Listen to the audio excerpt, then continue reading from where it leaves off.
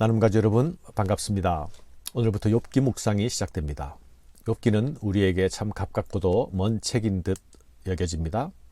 욥의 고난에 대해서는 잘 알고 있는데 욥과 세 친구들과의 긴 논쟁 속으로 빠져 들여다보면 우리가 미궁을 헤매는 듯 하기 때문입니다. 그런데 여러분, 고난이란 이 주제는 또 모든 성도들이 피해갈 수 없는 주제가 아닙니까? 또 그래서 고난은 우리 사색의 대상이기보다는 몸으로 살아내어야 하고 또 몸으로 감당해내어야 하는 일입니다. 그래서 야고보서는 욥의 고난을 다른 말로 욥의 인내라고 말합니다. 인내란 참고 견디는 일이 아닙니까?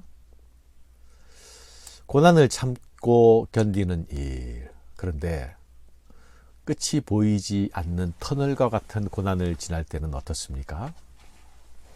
답이 없어 보여 주저앉게 되지 않습니까? 또한 이 땅에서 고통과 고난의 문제는 우리에게 정답이 보이지 않는 난해해 보이는 주제이기도 합니다. 욥기 말씀은 우리가 가진 상식 너머의 세계가 있다는 것을 먼저 우리에게 알려주죠. 저 너머의 세계에서 던져진 원인들은 이 땅의 상식과 이 땅의 지혜로는 풀리지가 않습니다. 이 땅의 인과응보의 논리로는 풀리지 않는 것이죠. 동시에 인간의 규범적 지혜 속에서도 풀어지지가 않습니다. 그러나 여러분, 욥기는 무죄한 자의 고난에 대해서 말합니다. 무죄한 자의 고난이라는 말 자체가 굉장히 역설적으로 들리지 않습니까? 무죄한 자는 고난당할 만한 잘못을 하지 않은 자이니 무죄한 자가 고난을 당한다라는 것은 규범적 지혜로 설명할 수 없기 때문이죠.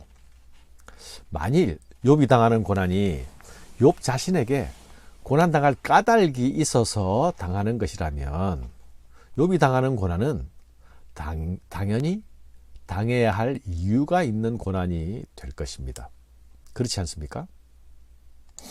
사랑하는 여러분, 욥의 말씀을 잘 접근하고 욥기 말씀을 잘 따라가려면 욥기의 서문에 해당하는 1장과 2장 말씀을 먼저 잘 이해해야 합니다. 이것이 전체를 보는 틀이기 때문이죠. 그 이후로 이어지는 긴 논쟁과 대화 속에서 우리가 길을 잃지 않도록 하기 위해서는 먼저 1장과 2장 이 서문에서 주어진 전제들을 우리가 잘 알고 있어야 합니다.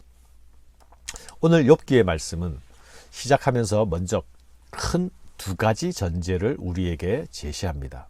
첫째는 욥은 의로운 자라는 것이죠. 1절에서 5절까지의 말씀이 그것입니다. 둘째는 욥의 고난은 하늘에서 벌어진 일들에서 비롯된 것이지 욥의 잘못에서 기인된 것이 아니라는 것입니다. 6절에서 11절까지의 말씀은 우리 영역 밖에서 벌어지는 일, 저 넘어서부터 시작된 일을 소개해 줍니다. 영적인 세계, 곧 하늘에서 시작된 일이죠. 하늘의 천상회의, 하늘의 어전회의 장면을 우리에게 소개합니다. 먼저 욥이 어떤 사람인지를 소개하고 있는지 봅시다. 우스 땅에 욥이라 불리우는 사람이 있었는데 그 사람은 온전하고 정직하여 하나님을 경외하며 악에서 떠난 자더라. 그는 하나님 앞에 온전한 사람이요 또 정직한 사람이며 하나님을 경외하는 사람입니다. 게다가 그는 악에서 떠난 사람입니다. 하나님을 경외하고 악에서 떠난 자는 잠언에서 말하는 바로 지혜로운 사람의 특징이죠. 그 모습을 욥이 그대로 반영해 주고 있습니다.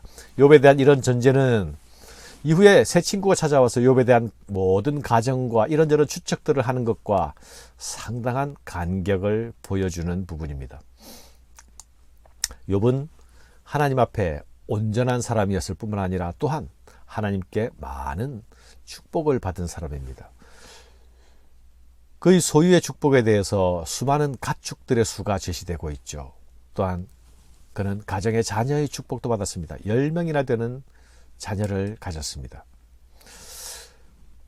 뿐만 아닙니다. 그는 자신만이 아니라 자녀들의 경건을 위해서까지 힘쓰는 사람이었습니다. 5절 말씀에 그들이 차례대로 잔치를 끝내면 욥이 그들을 불러다가 성결하게 하되 아침에 일어나서 그들의 명수대로 번제를 드렸으니 이는 욥이 말하기를 혹시 내 아들들이 죄를 범하여 마음으로 하나님을 욕되게 하였을까 함이라. 욥의 행위가 항상 이러하였더라. 욥의 경건은 자녀들이 마음으로 범죄하는 것까지도 염려하는 소위 철저한 경건이었습니다. 욥의 이런 모습은 완벽주의자 같이 얼핏 보이기도 합니다.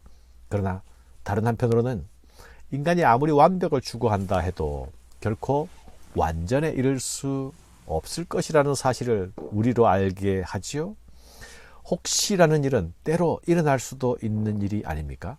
또한 마음의 범죄는 우리의 관찰 영역 밖에 있는 일이기도 하지 않습니까?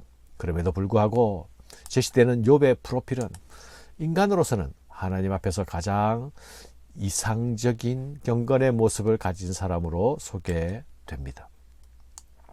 욥의 프로필이 소개된 뒤에 6절부터는 땅의 이야기에서 하늘 이야기로 전환이 되죠. 하늘에서 열리는 천상회의 장면이 소개됩니다. 하나님의 천사들을 불러놓고 세상 섭리를 의논하는 이 어전회의는 구약 성경에 종종 나타나는 그림이죠. 그런데 여기서 놀랍게도 사탄이 등장합니다. 그리고 그에게 발언권도 주어집니다. 구약에 나타나는 사탄은 타락한 천사로서 하나님의 뜻에 반대하고 반발하는 자입니다. 그런데 그는 하늘에 있는 것만이 아니라 온 땅을 두루다니는 자로 나타납니다. 그가 온 땅을 두루다니는 목적은 하나님의 사람들을 공격하고 무너뜨리고 회방하고 참소하기 위함입니다. 하나님께서는 사탄에게 욥을 자랑하시죠. 여호와께서 사탄에게 이르시되 네가 내 종 욥을 주의하여 보았느냐. 그와 같이 온전하고 정직하여 하나님을 경외하며 악에서 떠난 자는 세상에 없느니라. 그런데 사탄의 생각은 하나님의 생각과 다릅니다. 사탄은 욥의 온전함과 경건을 순전하게 인정해 주려 하지 않습니다. 욥이 지금 그런 모습을 보이는 것은 그럴 만한 까닭이 있기 때문이라는 것이죠. 사탄이 여호와께 대답하여 이르되 욥이 어찌 까닭 없이 하나님을 경외하리까. 이어 사탄은 하나님께 제안합니다. 만일 그가 가진 모든 소유를 친다면 상황이 달라질 것입니다 라고 장담합니다. 그리고 하나님은 네 생각이 만일 그렇다면 한번 네 뜻대로 해보라 고 말씀하시죠. 주께서 그와 그의 집과 그의 모든 소유물을 울타리로 두르심 때문이 아니니까 주께서 그의 손으로 하는 바를 복되게 하시고 그의 소유물이 땅에 넘치게 하셨음이니이다. 이제 주의 손을 펴서 그의 모든 소유물을 치소서. 그리하면 틀림없이 주를 향하여 욕하지 않겠나이까. 여호와께서 사탄에게 이르시되 내가 그의 소유물을 다 네 손에 맡기노라. 다만 그의 몸에는 네 손을 대지 말지니라. 사탄이 곧 여호와 앞에서 물러가니라. 하나님은 의인을 자랑하고 사탄은 의인의 존재를 부정합니다. 사탄은 까닭을 제거해버리면 욥도 분명히 달라질 것이라 말합니다. 그러나 하나님께서 사탄의 제안을 받아주신 것은 사탄보다 욥을 더 신뢰하기 때문입니다.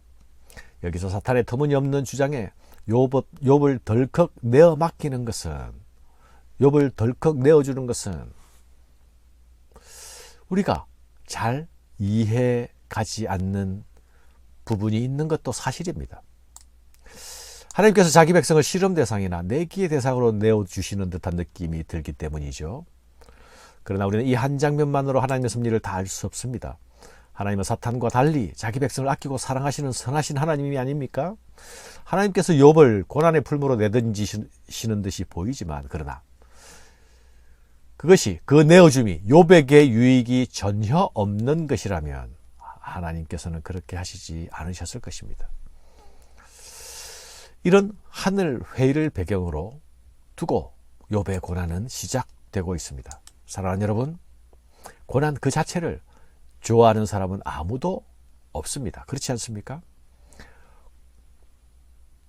고난도, 고통도 그 자체만으로는 거의 악으로 여겨지지 않습니까? 그러나 성경은 고난 당하는 것이 내게 유익이라 라고 말씀하기도 합니다. 예수 그리스도는 고난 당하심으로 의를 이루셨습니다. 고난 당하심으로 우리를 향한 사랑을 완성하셨습니다. 십자가의 도, 제자의 길에는 고난이 필수 과목입니다. 고난은 인내를 낳는 것이니 고난을 당하거든 기뻐하라고 야고보는 말씀합니다. 우리가 이 땅의 광야를 통과하는 동안 고난과 고통에 대한 질문이 끝나지 않을 것입니다. 계속 질문하고 또 하게 될 것입니다. 그러나 어떤 이는 이 질문으로 스스로 무너지기도 하고 또 어떤 이는 이 질문으로 다시 살아나기도 할 것입니다. 고난의 의미를 다 통찰해서가 아니라 고난 속에서 이전에 알지 못하는 하나님을 발견할 수 있게 되기 때문입니다. 믿는 자가 고난을 통과합니다. 하나님에 대한 신뢰를 포기하지 않는 자가 고난을 이깁니다. 감사합니다.